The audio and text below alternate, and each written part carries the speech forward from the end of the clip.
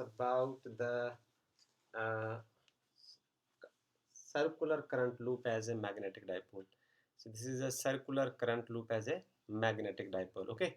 So हम ऐसा करते हैं कि जो आपने ऑलरेडी कर रखा है इलेक्ट्रिक डाइपोल के बारे में हम बात कर लेते हैं पहले। तो ये बहुत अच्छी जानकारी है electric dipole. So electric dipole के बारे में हम क्या जानते हैं कि ये एक अरेंजमेंट होता है जिसमें एक नेगेटिव चार्ज और positive charge, both of these charges are separated by a distance 2L from the center.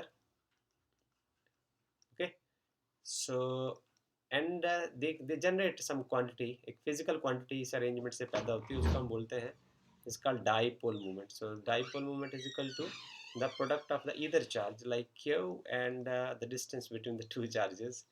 So this is like that, and the direction of this physical quantity is from negative charge to positive charge. So I will mark it as p vector in this case. Okay, so but we have studied from this existing information that if this dipole is placed like this, okay, and this distance is L and this distance is also L, and you are sitting over here, this is your field points to find the electric field at this point. It's called electric field on axial line. So and if this distance is so large, then I will write it it is 1 by 4 pi epsilon 0, then it is 2p upon r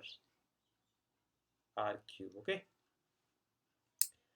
and if you will try to determine this, if you will put your field point at this point, okay, then electric field at this point is equal to equatorial line, it is equal to 1 by 4 pi epsilon 0, and this is just p upon r cube, where r is the distance from the center of the dipole. ये हम चीज़ें जो है कुछ इसके बारे में जानते हैं। अब हमने क्या किया है कि अभी अभी मैग्नेटिज्म के चैप्टर के बारे में पढ़ रहे हैं, हम देखें कोई इसके बीच में कोई समानता कितनी ज़्यादा है। तो हमने क्या कर रखा है अभी तक कि हमारे पास एक हम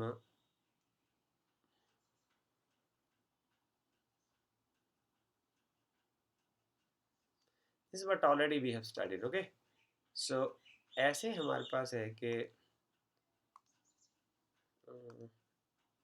ये हमारे पास एक कोई लूप है और इसका जो इसके बीच में करंट सर्कुलेट कर रहा है और current is flowing in this direction. Okay, then the direction of the magnetic field is along this point. So आप किसी एक एक्स डिस्टेंस के ऊपर यहाँ बैठ जाते हैं और इस पॉइंट के ऊपर जाकर आप इलेक्ट्रिक फील्ड मैग्नेटिक फील्ड जो है वो ऑब्जर्व करते हैं। Okay, so this is the radius of this loop, and this is r is the position vector from this selected current element. So magnetic field because of this arrangement will be equal to mu naught upon 4 pi, and it is 2 pi I r square upon x square plus r square power 3 by 2. It's along x-axis, right? So if your observation point is so far apart and it's very large in comparison to the radius of the circular ring, then this is equal to b is equal to mu naught upon 4 pi pi r square. In place of pi r square you can write इन दो terms की जगह आप ले सकते हैं area is equal to pi r square. So you can write it like this, it is 2ia upon this is x square into 3 by 2. So ये cancel हो जाएगा and you will left with mu naught upon 4 pi, and this is 2 time. Now this I time a, you know this is what magnetic dipole moment is. M is equal to I time a. So you can write here 2m upon this is x cube. So mark this as equation number 1। So अब हम क्या करते हैं, इसको कुछ operate करते हैं इस तरीके से कि मैं रिप्लेस करता हूँ। यदि मैं इसको अब ऐसा करूँ कि b को मैं e से रिप्लेस कर दूँ, यदि मैं म्यू नॉट को 1/ε0 से रिप्लेस कर दूँ, यदि मैं m को डायरेक्टली सीधा डाइपोल मूवमेंट से इलेक्ट्रिक डाइपोल मूवमेंट से रिप्लेस कर दूँ इन इक्वेशन नंबर 1। अब देखिए जरा, आपके पास क्या आ जाएगा, electric field is equal to 1/4πε0 2 time electric dipole movement divided by this is x cube. Okay, so जरा गौर से देखिए कि जो इक्वेशन नंबर 2 है, this is same as the electric field on axial line of an electric dipole. Okay, this is the difference between the two charges, right?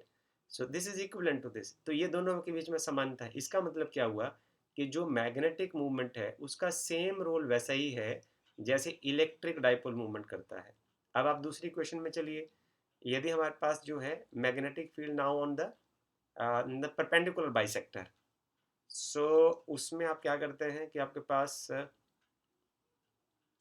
जो formula है उसको हम कुछ ऐसे लिखते हैं कि हमारे पास, अब मैं इलेक्ट्रिक फील्ड वाला फार्मूला लिखता हूँ, electric field on equatorial line. देखिए जरा, this is 1/4πε0 and this is p upon x cube ना। इसी रिप्लेसमेंट को हम जरा यहाँ लिखते हैं कि यदि मैं इसको ऐसे लिखता हूँ तो magnetic field on equatorial line क्या होना चाहिए, 1/ε0 की जगह ये जो पार्ट है this is 1/ε0।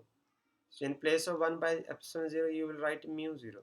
This is mu 0 upon 4 pi। p की जगह आप m लिख दीजिए and this is x cube।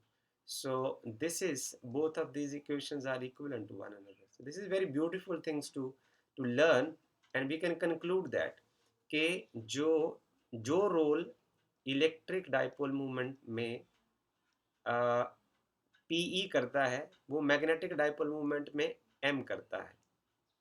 Okay, सो यदि हम इनको रिप्लेस करते हैं क्वांटिटीज को, तो हम सिंपली एक फार्मूला से दूसरे फार्मूले में बड़ी आसानी से शिफ्ट हो जाते हैं। इसमें और कई ज़्यादा समानताएं हैं और उन समानताओं के बारे में भी हम जरूर बात करते हैं कि यदि आपको इलेक्ट्रिक फील्ड अप्लाई करना हो तो हम कैसे करते हैं। देखिए, इसमें हम क्या करते हैं कि आप एक प्लेट लेते हैं, आपको आगे के आर्टिकल्स को समझने में बहुत आसानी होगी। ये मैंने प्लेट लगा दी और ऐसे ही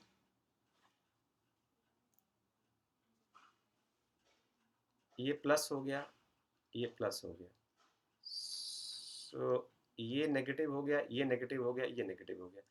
अब इस प्लेट में ये डायरेक्शन ऑफ इलेक्ट्रिक फील्ड हो गया, ऐसे लगेगी।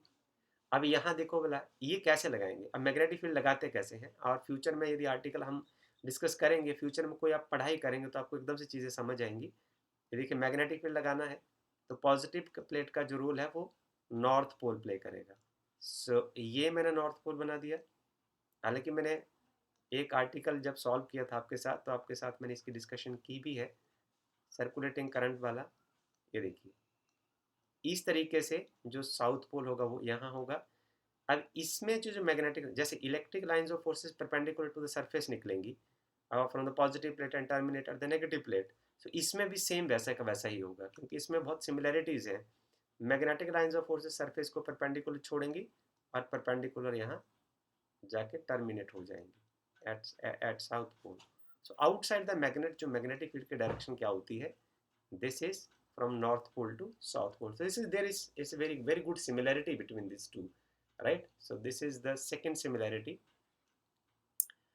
Third thing I would like to discuss with you, तीसरी चीज हम आपके साथ ही बात करना चाहते हैं कि जो मैग्नेटिज्म में जो मैग्नेटिक डाइपोल मूवमेंट होता है, आप देखिए जरा, इलेक्ट्रिक डाइपोल मूवमेंट में क्या चीज है, दो चार्जेस है। ये देखो, एक प्लस है और एक माइनस है, और दोनों के बीच का जो डिस्टेंस है वो 2L है, राइट? ये इसका सेंटर है और दोनों के बीच का डिस्टेंस जो है वो 2L है, राइट? पर इसमें जो डाइपोल मूवमेंट जो पैदा हो रहा है, P that is equal to 2QL, जैसे मैंने आपको पहले इसके बारे में बात कर रखी है, और इसकी डायरेक्शन जो नेगेटिव टू पॉजिटिव होती है।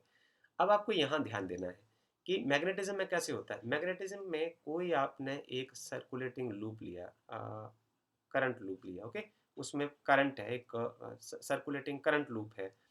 तो अब इसमें यदि आप ऐसा करते हैं कि करंट यदि मान लो फॉर एग्जांपल ऐसे फ्लो कर रहा है क्लॉकवाइज डायरेक्शन में, तो आप इस एरो को इस तरीके से बना दीजिए, ऐसे कर।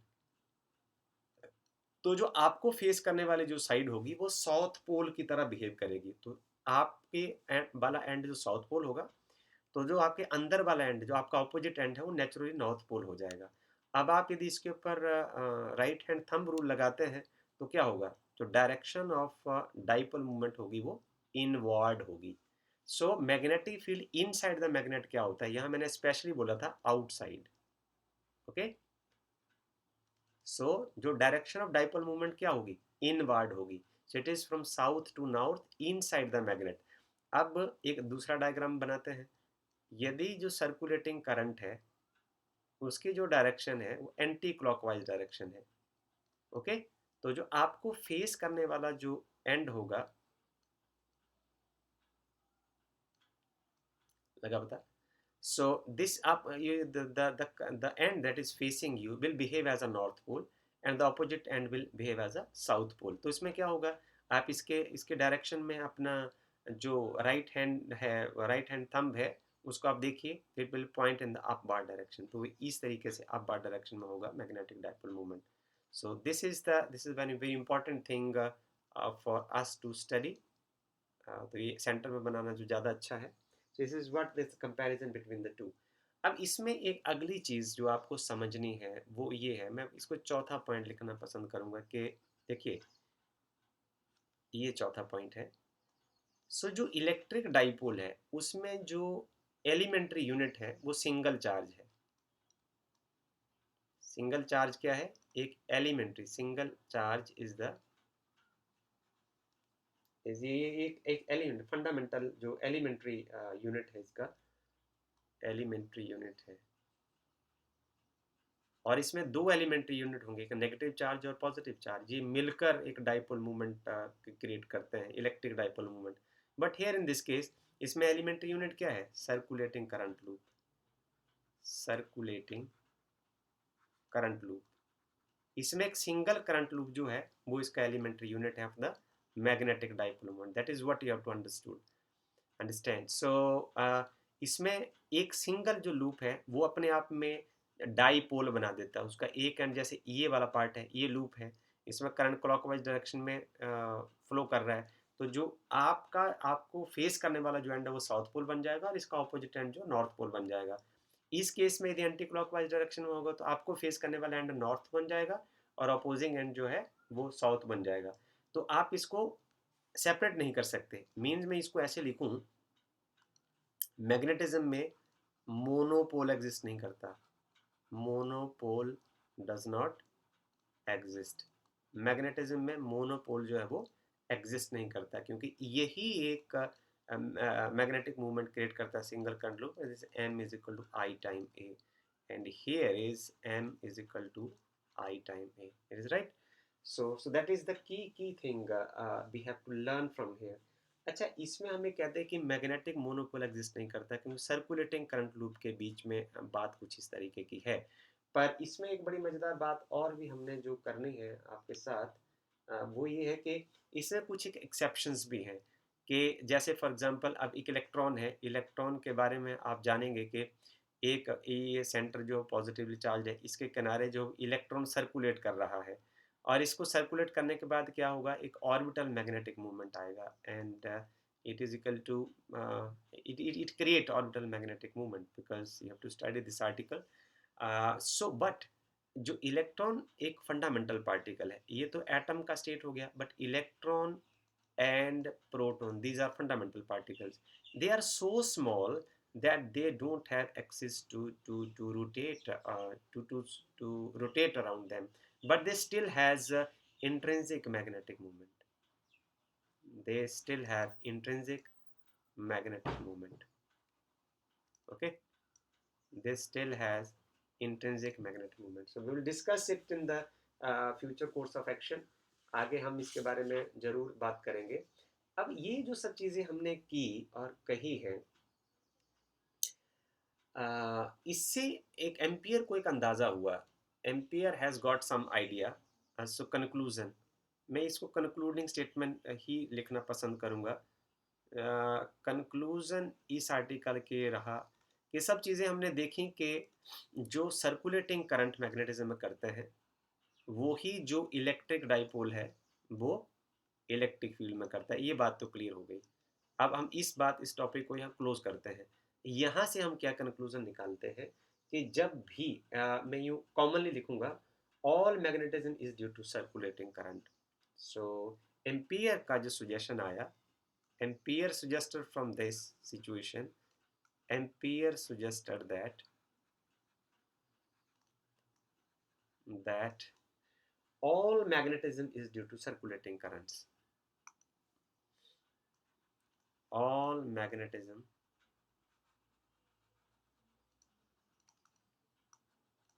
is due to all magnetism is due to circulating currents.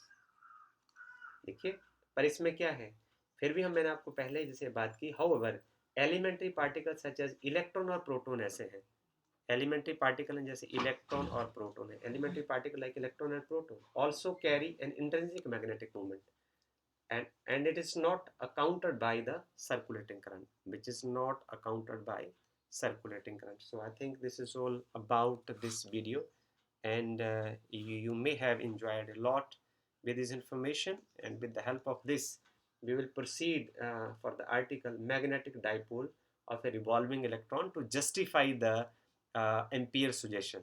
So that is the link that will serve as the link between these two discussions. With that, I'm going to close my video with the hope that you have understood everything in a best manner. Okay.